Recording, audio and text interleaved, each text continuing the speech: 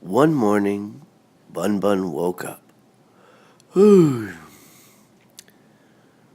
BunBun looked around and noticed something. She looked high, she looked low, but something was wrong. Where's baby Meow Meow? BunBun looked underneath the pillow. Nope, not there. Next, BunBun looked under the blankie. Nope, not there either.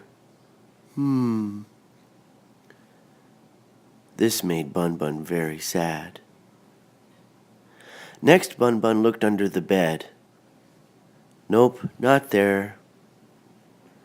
But BunBun could smell something. So she went to go look for it, but had to go down those scary stairs. Oh no! She took one step and BunBun fell. So BunBun went to the kitchen to see what that smell was. You know what BunBun saw?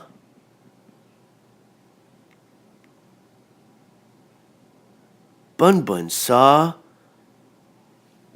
some pancakes being made by baby Meow Meow.